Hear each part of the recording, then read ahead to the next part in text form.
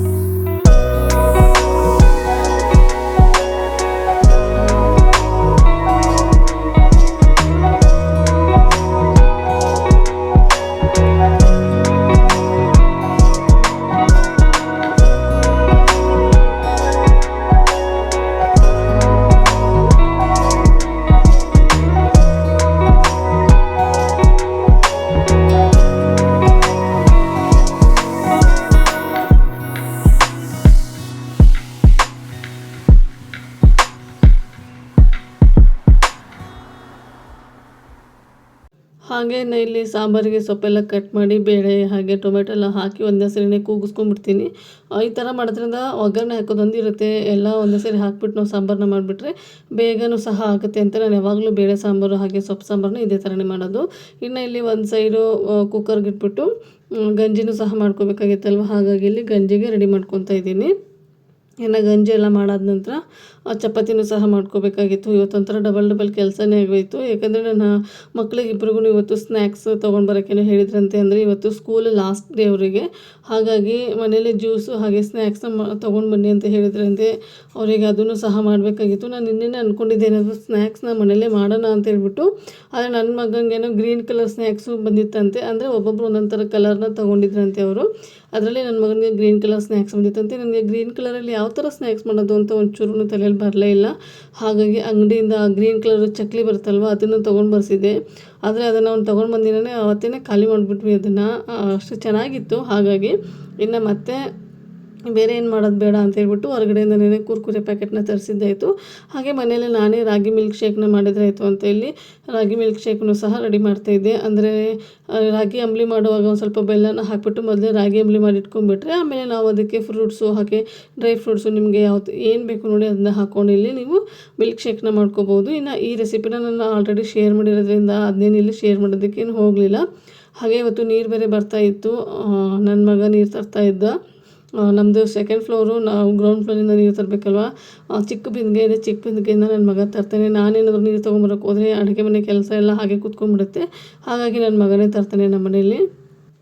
ಇನ್ನು ಇಲ್ಲಿ ಸಾಂಬಾರಿಗೂ ಸಹ ಬೆಳ್ಳುಳ್ಳಿ ಹಾಗೆ ಕರ್ಬೇವಿನ ಸೊಪ್ಪು ಕೊತ್ತಂಬರಿ ಸೊಪ್ಪು ಅದೆಲ್ಲ ಬೇಕಾಗುತ್ತಲ್ವ ಅದನ್ನಲ್ಲಿ ರೆಡಿ ಮಾಡ್ಕೊತಾ ಇದ್ದೀನಿ. ಹಾಗೆ ನಾನು ಹೇಗೆ ಅಡುಗೆ ಕಲಿತೆ ಅನ್ನೋದನ್ನು ಇವತ್ತು ನಿಮ್ಮ ಜೊತೆಗೆ ಶೇರ್ ಮಾಡ್ತೀನಿ ನೋಡಿ. ನಾನು ಮದುವೆ ಆಗೋಕ್ಕಿಂತ ಮುಂಚೆ ನಾನು ನಮ್ಮ ಅಪ್ಪನ ಮನೇಲಿರುವಾಗ ಏನು ಅಡುಗೆ ಅನ್ನೋದೇ ನನಗೆ ಗೊತ್ತಿರಲಿಲ್ಲ. ಅಂದರೆ ಅಮ್ಮ ಮಾಡೋರು, ನಾವೆಲ್ಲ ಆರಾಮಾಗಿ ಕೂತ್ಕೊಂಡು ಊಟ ಮಾಡೋದು ಈ ಥರ ಮಾಡ್ತಿದ್ವಿ. ಗಂಡ ಮನೆಗೆ ಬಂದ ಮೇಲೇ ಪ್ರತಿಯೊಂದು ಅಡುಗೆನೂ ನಾನು ಇಲ್ಲಿ ಬಂದ ಮೇಲೇ ಕಲ್ತಿರೋದು. ಹಾಗೆ ಇಷ್ಟು ಚೆನ್ನಾಗಿ ಅಡುಗೆ ಮಾಡ್ತೀನಿ ಅಂದರೆ ನಿಜ ನಂಗೆ ನಂಬೋದಕ್ಕೆ ಆಗೋದಿಲ್ಲ. ನಮ್ಮಮ್ಮ ಮಾಡಿರೋದನ್ನ ಯಾವ ಥರ ಮಾಡ್ತಿರೋದನ್ನ ಅನ್ನೋದನ್ನ ನೋಡಿ ನಾನಿಲ್ಲಿ ಅಡುಗೆನ ಕಲ್ತಿರೋದು. ಇವಾಗ ನಮ್ಮ ಅಮ್ಮನ್ನೇ ನಾನು ಮೀರಿಸ್ತೀನಿ ಆ ಥರ ಅಡುಗೆನ ಕಲ್ತಿದ್ದೀನಿ. ಅಂದರೆ ನಾನು ಹೇಳಿರೋದಲ್ಲ ಈ ಮಾತನ್ನ, ನನ್ನ ಹಸ್ಬೆಂಡು ಹಾಗೆ ನಮ್ಮಪ್ಪ ಹೇಳ್ತಾರೆ. ಅಂದರೆ ನಮ್ಮಮ್ಮಂಗೆ ಅವ್ವ ಅಂತ ಹೇಳ್ತೀವಿ, ನಿಮ್ಮ ಅವನ್ನ ಮೀರಿಸ್ತೀಯ ನೋಡಿ ನೀನು ಅಂತ ನಮ್ಮಪ್ಪ ಹೇಳ್ತಾರೆ. ಹಾಗಾಗಿ ಹೇಳ್ತಾಯಿದ್ದೀನಿ ಅಷ್ಟೇ. ಏನಂದರೆ ಕಲಿಯೋಕ್ಕಿಂತ ಮಾತ್ರ ಬ್ರಹ್ಮವಿದ್ಯೆ, ಕಲಿತ ಮೇಲೆ ಕೋತಿ ವಿದ್ಯೆ ಅಂತ ಹೇಳ್ತಾರಲ್ವ. ಯಾವುದೇ ವಿಷಯ ಆಗಲಿ ಎಲ್ಲದರಲ್ಲೂ ಅದೇ ಥರನೇ ಇರುತ್ತೆ. ಇವಾಗ ಅಡುಗೆ ವಿಷಯ ಆಯಿತು, ಓದೋ ವಿಷಯ ಆಯಿತು, ಬೇರೆ ಯಾವುದಾದ್ರೂ ಕೆಲಸದಲ್ಲಾದ್ರೂ ಅಷ್ಟೇ ಕಲಿಯುವಾಗಷ್ಟೇ ಅಯ್ಯೋ ಕಷ್ಟಪ್ಪ ಅಂತ ಅನ್ನಿಸುತ್ತೆ.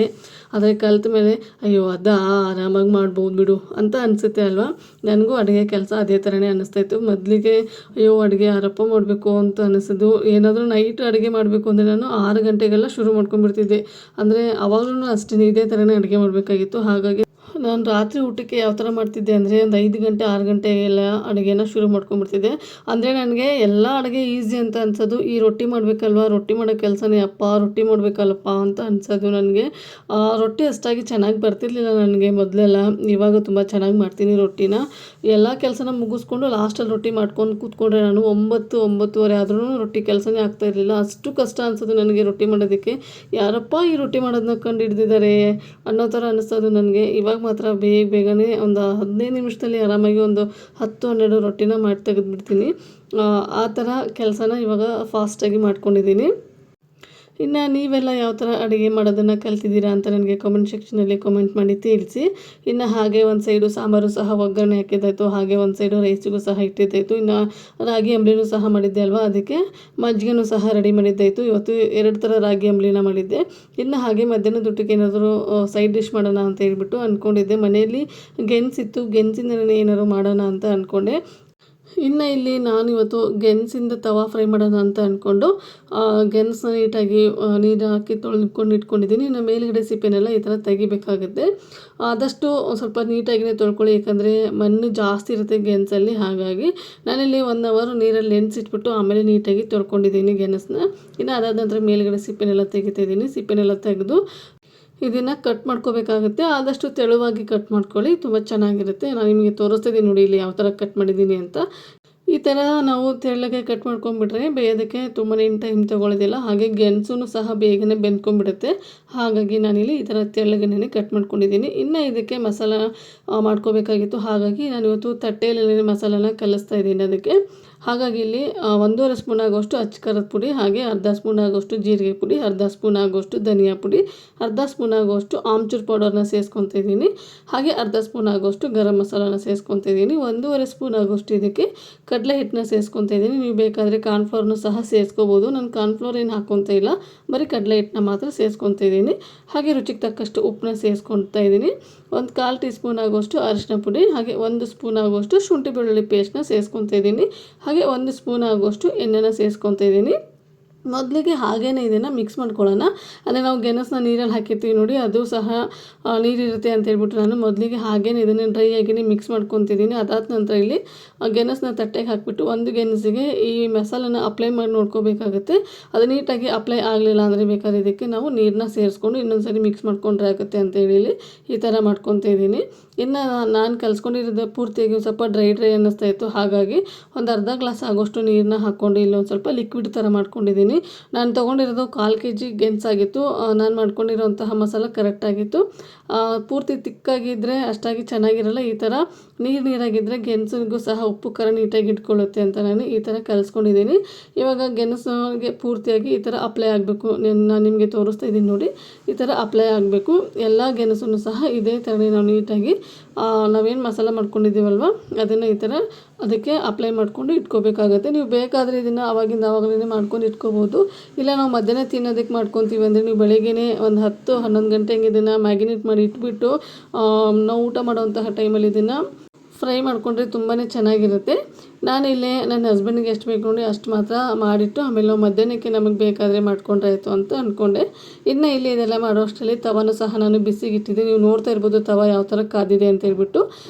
ಇನ್ನು ಇದಕ್ಕೆ ಒಂದು 2-3 ಸ್ಪೂನ್ ಆಗೋಷ್ಟು ಎಣ್ಣೆನ ಹಾಕ್ತಾಯಿದ್ದೀನಿ. ಎಣ್ಣೆ ಕಾದಾದ ನಂತರ ನಾವೇನು ಮ್ಯಾಗಿನೇಟ್ ಮಾಡಿ ಇಟ್ಟಿದ್ವಲ್ವ ಗೆಣಸನ್ನ ಅದನ್ನು ಒಂದೊಂದಾಗಿ ಈ ಥರ ತವಾದ ಮೇಲೆ ಇಟ್ಬಿಟ್ಟು ಬೇಯಿಸ್ಕೋಬೇಕಾಗುತ್ತೆ. ಜಾಸ್ತಿ ಹೊತ್ತೇನು ಬೇಯಿಸೋದಕ್ಕೇನು ಹೋಗ್ಬೇಡಿ. ನಾನಿಲ್ಲಿ ತವ ಜಾಸ್ತಿ ಬಿಸಿಯಾಗಿತ್ತು ಅಂತ ಹೇಳ್ಬಿಟ್ಟು ಹಾಗೆಯೇ ಬಿಟ್ಟಿದ್ದೆ. ನೋಡಿ ಯಾವ ಥರ ಕಪ್ಪಾಗ್ಬಿಟ್ಟಿದೆ. ಹಾಕಿದ ತಕ್ಷಣವೇ ತೆಗೆದುಬಿಡಿ, ಆವಾಗ ನೀಟಾಗಿ ಬೆಂದ್ಕೊಂಡಿರುತ್ತೆ. ಇದಕ್ಕೇನು ಮೇಲಿನ ಲಿಡ್ನ ಕ್ಲೋಸ್ ಮಾಡಿ ಬೇಯಿಸ್ಕೋಬೇಕು ಅಂತ ಏನಿಲ್ಲ, ಹಾಗೆಯೇ ಓಪನ್ ಆಗಿನೇ ಇಟ್ಬಿಟ್ಟು ಇದನ್ನು ನಾವು ಬೇಯಿಸ್ಕೋಬೇಕು. ಇವಾಗ ಒಂದು ಸೈಡು ನೀಟಾಗಿ ಇದು ಬೆಂದಿತ್ತು, ಇನ್ನು ಇನ್ನೊಂದು ಸೈಡು ನಾನು ಇದೇ ಥರನೇ ಟರ್ನ್ ಮಾಡಿ ಬೇಯಿಸ್ಕೊತಾ ಇದ್ದೀನಿ. ಇದನ್ನು ಮಾಡೋದಕ್ಕೆ ನನಗೆ ಕರೆಕ್ಟಾಗಿ ಒಂದು 5-10 ನಿಮಿಷ ಅಂತಲೇ ತೊಗೊಳ್ಳಿ, ಅಷ್ಟೇ ಟೈಮ್ ಬೇಕಾಗಿರೋದು. ಇವಾಗ ನೋಡ್ತಿರ್ಬೋದು ನೀವು ಯಾವ ಥರ ಇದು ಫ್ರೈ ಆಗಿದೆ ಅಂತ. ಸೂಪರ್ ಟೇಸ್ಟಿಯಾಗಿರುತ್ತೆ. ನೀವು ಇದ್ರ ಜೊತೆಗೆ ಬೇಕಾದರೆ ಮೇಲುಗಡೆ ಒಂದು ಗರಿ ಕರಿಬೇವಿನ ಕಡ್ಡಿನೂ ಸಹ ಹಾಕ್ಕೊಂಡು ಇದನ್ನು ಸರ್ವ್ ಮಾಡ್ಕೋಬೋದು. ಇನ್ನು ಇಲ್ಲಿ ಮಧ್ಯಾಹ್ನಕ್ಕೆ ನಾನು ಡೀಪ್ ಫ್ರೈ ಮಾಡ್ಕೊತಾ ಇದ್ದೀನಿ ನೋಡಿ. ಮಧ್ಯಾಹ್ನಕ್ಕೆ ಮಾಡಿರೋಂತಹದ್ದೇನಿತ್ತಲ್ವ ತುಂಬ ಚೆನ್ನಾಗಿ ರುಚಿ ಕೊಡ್ತಾಯಿತ್ತು. ಹಾಗೆ ಮಸಾಲನೂ ಸಹ ತುಂಬ ಚೆನ್ನಾಗಿ ಇಟ್ಕೊಂಡಿತ್ತು.